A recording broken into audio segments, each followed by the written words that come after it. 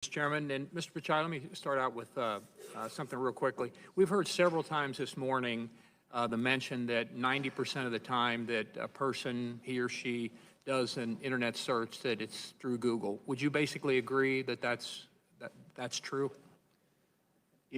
More than ever, there are many ways users access information. Just to give an example, if you're trying to shop, if you're trying to buy something, more than 50% of product searches originate with Amazon in the US today. If you're looking for information on news, today you can get it from more sources than ever before. But do you dispute then the 90% number? You know, our internal, I mean, it's tough for us to assess the numbers. There are external studies which have shown different numbers, including lower numbers than that. Okay. Now, you've heard the allegation this morning. I know you dispute it, but you've heard the allegation that there's a bias in favor of liberal or progressive points of view and against a more conservative point. You've heard that this morning already, is that correct? Yes, I'm... Okay. Let me tell you now about a firsthand experience that I've had. I do a weekly blog. I've been doing it for the better part of 9 years now. And a while back, Republicans in the House passed legislation to repeal and replace Obamacare. Our bill was called the American Health Care Act, or the AHCA. When I was writing my blog about that, I Googled American Health Care Act, and virtually every article was an attack on our bill. Article after article alleging that our bill would result in millions and millions of people losing the great care that they were supposedly getting under Obamacare. I would argue that was completely false, but it wasn't until you got to the third or fourth page of search results before you found anything remotely positive about our bill. Let me give you a second example. The Republican tax cut bill was passed about a year ago, the Tax Cuts and Jobs Act, same story. Article after article attacking the Republican tax cut plan, alleging the tax cuts only went to the rich, when in actuality about 85% of taxpayers got their taxes cut, including millions and millions of middle-class taxpayers. And once again, to find any article that had anything remotely good to say about our plan, you had to go deep into the search results. Now, I know Google's attitude, the algorithm made us do it, but I don't know that I buy that. How do you explain this apparent bias on Google's part against conservative points of view, against conservative policies? Is it just the algorithm, or is there more happening there? Congressman, I understand the frustration at seeing negative news, and I see it on me, on Google. There are times you can search on Google, and page after page there's negative news which we reflect. But what is important here is we use a robust methodology to reflect what is being said about any given topic at any particular time. And we try to do it objectively using a set of rubrics. It is in our interest to make sure we reflect what's happening out there in the best objective manner possible. I can commit to you and I can assure you, we do it without regards to political ideology. Our algorithms have no notion of political sentiment. I guess I'm going to run out of time here. I apologize for interrupting, but I sincerely believe that you believe what you're saying here. But you've got almost 90,000 employees. Somebody out there is doing something that just isn't working if you're looking for unbiased results. And I've seen this firsthand, time after time. I just mentioned two of the most obvious ones that people would remember. Yeah, those bills, heard about those. So I've seen it. If what I've described and some others, I'm sure you're going to hear other examples. If it is happening, do you see how conservatives believe that your company is kind of putting their thumb on the scale, so to speak, that you're in effect picking winners and losers in political discourse out there in America today, and therefore actually affecting elections? And do you see why conservatives would be concerned about this, and why we're asking these kinds of questions today? There's a lot of people that think what I'm saying here is happening, and I think it's happening. So I've only got about 20 seconds to go, but I'll yield it to you. Congressman, it's important to me that I understand these concerns. This is why I've been trying to reach out and meet people. We've done outreach. We want to explain how these things work. We are happy to look at independent studies. It's important to us to demonstrate that our products work without any bias, and we build our products in a neutral way. And I'm happy to follow up and look forward to getting a chance to explain it better. Thank you very much, and I appreciate your willingness to follow up, because I think a lot of people have a lot of questions. And I know I'm already out of time, but let me also thank Google for one thing. I happen to be chair of the House Small Business Committee, and your company has worked with an awful lot of small businesses all across the country, created a lot of jobs, and I commend you for that. Yield back. The chair recognizes the gentleman from the gentlewoman from Texas, Ms. Jackson Lee, for 5 minutes. Good morning, Mr. Pichai. I'm right here. It's a pleasure to have you here this morning. I'm going to try and answer or offer to you questions initially that require just a yes or no answer, if you would. Does Google choose conservative voices over liberal voices? We approach our work without any political bias. We build it in a neutral way. Answer is no, or yes or no?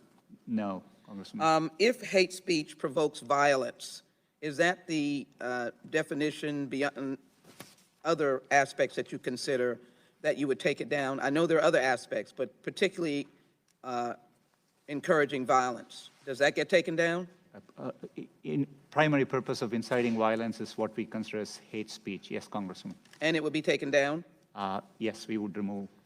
I want to just take note of the fact that I look forward to best practices when we start the 116th Congress in terms of having more hearings. My view is that this committee has washed its hands clean of engaging in meaningful oversight of technology platform efforts to sift through content being sold by hostile foreign actors claiming to heighten social division at the peril of democracy. I won't ask a question on that, but I will make mention of the Universal Declaration of Human Rights, Article 12, which says no one should be subjected to arbitrary interference with his privacy. And it's been noted that Google does engage in reviewing emails. Would you commit to adhering to Article 12 of the Declaration of Human Rights that relates to protecting the privacy of individual emails? You know, we think privacy is an important individual right. It's an important human right, and we are committed to upholding that, and happy to engage in any discussions with respect to that. I'd like to do so. We know that building the U.S. economy through innovation is very important. I would like to know whether or not you would be open to Google involving the AI economy to non-traditional areas of social economic groups. Data shows the impact of not having that access. Would you be welcome, or would you welcome invitations to those communities to do more than what has been done? Definitely, absolutely, yes. You received a letter from the Senate a few weeks ago regarding illegal drug sales. It's quite extensive, and my question is, have you made any efforts to deal with the facilitating of sale of counterfeit, substandard, and falsified medicines sold through illegal online pharmacies? Congressman, this is a national crisis. We have undertaken a lot of work in this area. We just recently rolled out, we participated in National Take Back Day. In Google Maps, we showed drop-off locations. We work with law enforcement here, and just last week, we received a corporate citizenship award from Partnership for Drug-Free America, and we are very committed to doing more work in this area. We applauded you in 2010 when Google took a very powerful stand of principle and democratic values over profits and came out of China. I am concerned that you are now going back into China and upholding the dragonfly procedures which would help censor Chinese persons seeking a lifeline of democracy and freedom. How can you do that? And what are you doing to minimize or to indicate that this is not best practices? Congressman, at the outset, right now we have no plans to launch in China. We don't have a search product there. Our core mission is to provide users access to information, and getting access to information is an important human right. So we are always compelled across the world to try hard to provide that information. But right now there are no plans to launch search in China. I'm committed to being fully transparent, including with policymakers, to the extent we ever develop plans to do that. I'd like to pursue that with you, and I thank you for that. I think that was an important statement. My community is diverse. As you well may have heard, the Congressional Black Caucus has been working extensively with Google and other search engines to recognize there are not enough individuals of diversity and African Americans. My district has a huge number of musicians, artists, and creators from all areas of entertainment. I'd be interested in what efforts are being taken by Google's platform YouTube to promote diversity and inclusion with its employees. What are the demographics of YouTube's U.S. employees? And also, how is YouTube currently distributing resources for U.S. diversity? But the focus is on diversity. What are you doing? YouTube is a great message, and there is a whole population growing of diverse persons, including African Americans. Diversity is an area where we are very committed to. YouTube, as you highlighted, is a platform where as we reach out to content creators, we want to ensure there is diverse perspectives, and we do reach out to minority communities, and we engage with them to make sure they have a voice on the platform. It's something we are committed to doing. As a company, we have been undertaking a lot of work. We were one of the first to publish a transparency report. We publish our representation numbers externally. There is a lot more work left to do. We acknowledge that, but it's an area I know we have engaged with the Congressional Black Caucus, and we're committed to doing more. Let me invite you to Texas and the 18th Congressional District on these very important issues, and I'd like to work with Google as we go forward on some of the many issues that I've raised here today. It would be a pleasure to do that. Thank you very much. Mr. Chairman, I'd like to put into the record a letter from epic.org dated December 10th, 2018. Ask unanimous consent, Mr. Chairman. Without objection. And let me thank the witness for his testimony. Thank you also for your work. Chair thanks the gentleman. Recognize the gentleman from California, Mr. Issa, for 5 minutes. Thank you, Mr. Chairman. Mr. Pichai, I would like to follow up on some of the gentlemen that came before me on this side of the dais who talked about the bias. And I know that the gentlelady from Texas and some of the others said there is no bias. But I'd like to pick up where Sheila Jackson Lee just left off, because I think it's important. She used numbers and outcome that she either has or believes exist to say that you have to do better in the minority community. Do you agree with that? As a company, we are committed to making sure. No, but statistically, the outcome that she measures is how she asks you to do better, because your outcome is insufficient relative to the size of her community. Do you agree with that? You know, I interpret it as we today don't have enough representation internally. Very good. You got her point. Now, here's the point that I think we're giving.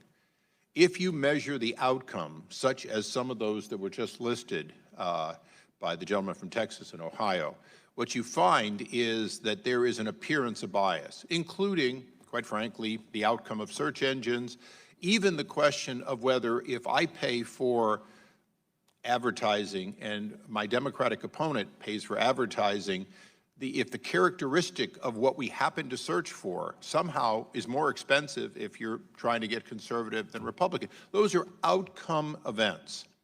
Will you commit to look in the case of potential political bias in all aspects of your very large company, to look at the outcome, measure the outcome, and see if in fact there is evidence of bias using that, and then work backwards to see if some of that can be evened to what would appropriately be the outcome? Do you see my point there?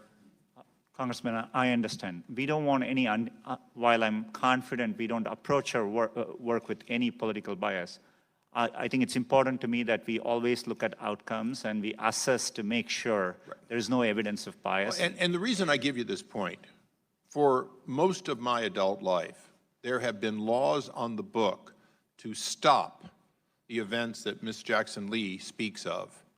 We have had laws to protect minority communities. We have had laws to protect against segregation and bias. And yet, there are measurements that are still being used, including, quite frankly, we create districts that are dedicated to minorities in this country under federal orders because of a history or a measurement of outcome. And I would ask you to seriously come back, commit to measure, and when you find an outcome that is inconsistent with that which would be ordinarily predictable, I mean, we are two parties relatively tied in the outcome of elections on a national basis. If that outcome doesn't come out similar, then in fact, you have the evidence to work backwards and see if in fact policies can be found which are causing that artificially, and which, by the way, might include an overzealous liberal crowd that simply spends more time trashing Republicans than vice versa. That might be what you find, but unless you look at the outcome, you're always going to say, well, we seem to be fair, but the outcome measured by my colleagues will, in fact, not work out. Congressman, I think it's a valid point. I appreciate it and happy to engage more and follow up on it. I want to get through just two more quick things. In your opening statement and in the questions you've asked, you have talked about turning off location and other data collection. And there are two things that I'm concerned about. Can you commit, as you go through generation 15, 16, 17 of your software, to improve the dashboard, the transparency, and the tools available to teach people how to protect their privacy, how to offload data, how to, in fact, turn off things they may not want to have in order to gain privacy? It's an area we want to do better. I want to acknowledge as the company has grown a lot, there is complexity, and it's something I do think we can do better. More than we do today show clear dashboards with the data and give controls, but we want to simplify it, make it easier for average users to navigate these settings, and it's something we are working on. And I will tell you, each time I try to turn it on and off, refreshing my memory is a pain, because there is no simple place to go to find out how to do it. But the reality is, I agree that you do have a dashboard, most don't. I ask unanimous consent now that an article from the Wall Street Journal, October 8th of 2018, be placed on the record. Without objection. And in that article, it talks about that the user data breach. And it also makes us aware that there's a memorandum at Google, and that memorandum has been requested by multiple members of Congress, including Senator Thune. Would you commit to provide that memorandum to Congress so that we can know more about the internal workings related to this breach? I'm happy to have my office follow up on it. I'm not fully aware of all the specifics there, but definitely I can commit to following up with your office on it. Thank you. Thank you, Mr. Chairman. Yield back. Chair thanks the gentleman and recognizes the gentleman from Tennessee, Mr. Cohen, for 5 minutes. Thank you, Mr. Chair. Howdy. First, I'd like to follow up what Mr. Issa was talking about. I use your apparatus often, or your search engine, and I don't understand all of the different ways that you can turn off the locations. There's so many different things. Have you considered having an online school that people could go to with a Google rep, and you could kind of log in and kind of ask questions, or have Google, and not like Comcast where you get put on hold for 30 minutes and then find somebody who you can't understand? Something easy to talk to somebody and say, how do I do this or that? Congressman, we are constantly looking for better ways to do it. One of the areas is giving online tutorials, and we haven't specifically looked at an option like that, but I'm happy to take that feedback. Today, we do remind people of privacy checkups, and we walk them through a flow. Around 20 million people come to it every day, and so we do. That's online, though. That's online. But you don't have individuals. I find it's a lot easier to talk to somebody and go, this is what I want, because the other thing is frustrating. But if you could look into that, I think it would help. Privacy is something I think many people, and myself included, are interested in, but sometimes it's difficult to use the device to get that. Definitely. You said that you can turn off your location history, but that still your IP address will track your information. Is that correct?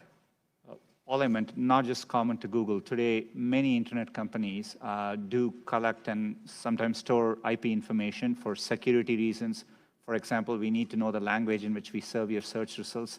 There may be some location information, in there.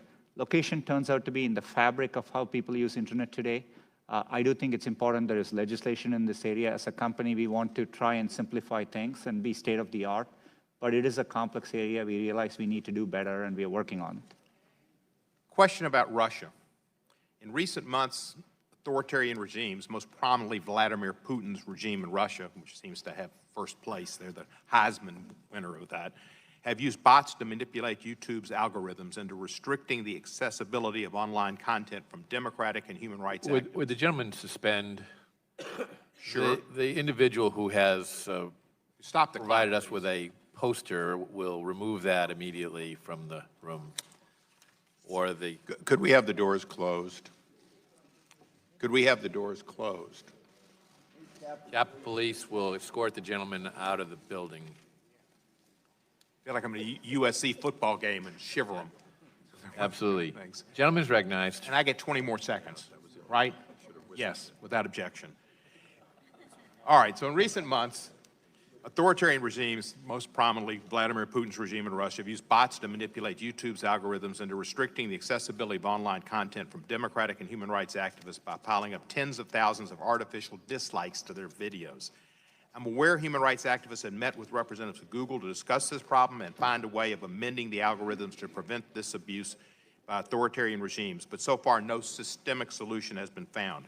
YouTube is the main platform for democratic and human rights activists in authoritarian countries where the mainstream media are controlled by the governments. This results in YouTube algorithms as they currently operate, putting up barriers to the distribution of such content. What is YouTube and Google currently doing to address this problem?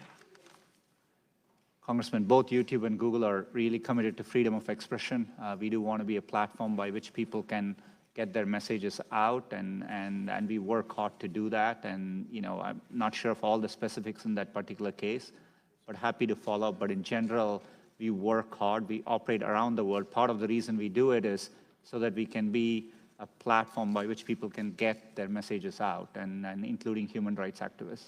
There are ways that bots could influence the algorithm by going in and disliking or whatever. Is that not right? You know, throughout our systems, we deal with, you know, spam bots and bots of many, many kinds. It's what we have worked hard over 20 years to make sure we can counter. We have several measures in place. We detect these activities and we respond strongly. To follow up on this, should I talk? I heard on television this morning, MSNBC said you have almost 200 lobbyists, and it's amazing that they all look like Ed On. But should I just talk to one of the Ed-ons and ask him to get with you on this issue? We'll definitely have our office follow up. Yeah. Thank you, sir. And by the way, as far as MSNBC would be a news, I mean, if you're on MSNBC, wouldn't that be in your news? Is MSNBC a news provider? Is that your question? So if you, like I put my name in here, Rep. Steve Cohen, I punch news. This weekend I was on MSNBC 4 times. And yet, the first thing that comes up is the Daily Caller, not exactly a liberal, but I guess well-known group. Then Roll Call, then Breitbart News, then the Memphis Business Journal, then Breitbart News, then Breitbart.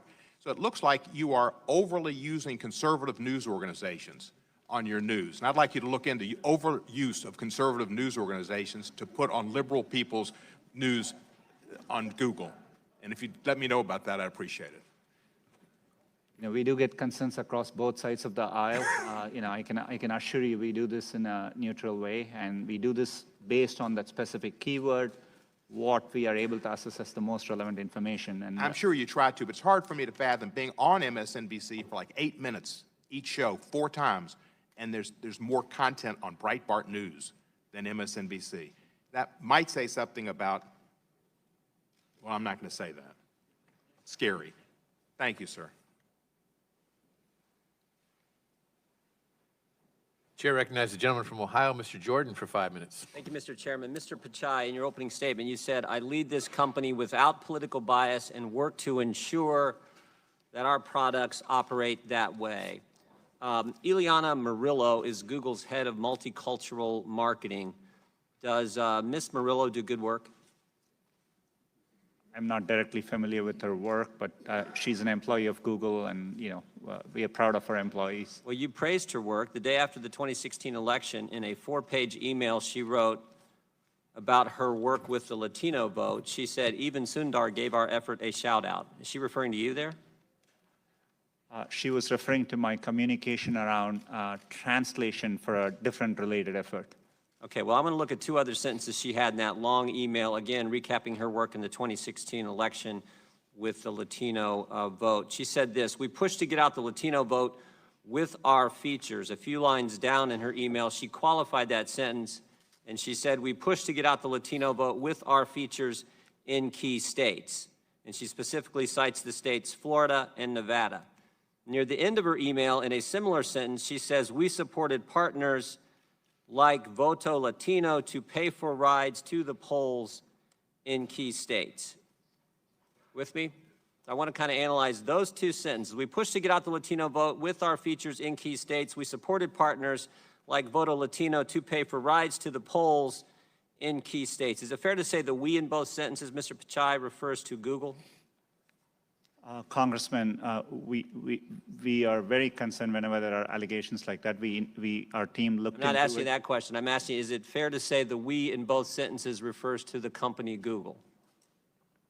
As Google, we wouldn't participate in any partisan efforts around any civic process, so Okay. I don't think so. So we pushed and we supported partners like Voto Latino to pay for rides in polls in key states, and we pushed to get out the Latino vote during the 2016 election.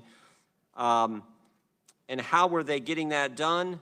They were getting that done by, according to Ms. Morello, your head of multicultural marketing, by altering your features or configuring your features in such a way and for paying for rides for people to get to the polls. Is that an accurate reading of those? That's all I'm asking. Is that fair to say what those sentences are talking about? Not aware of all the specifics, but we did look into it. We found no evidence that there were any activity like that from Google towards that organization. So she's not telling the truth? For sure, we didn't find any supporting evidence of any such activity.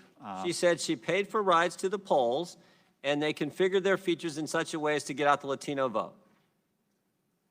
And look, I actually think that's all okay, right? I think that's just a good corporate citizen encouraging voter participation, encouraging people to participate in our election process. I think so far those sentences are just fine, but then there's 3 words at the end of each sentence that do cause me real concern.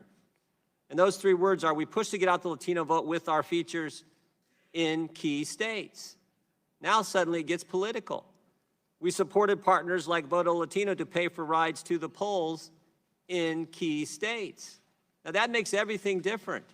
So I got really just one question for you. Why? Why did Google configure its features and pay for rides to the polls to get out the Latino vote only in key states?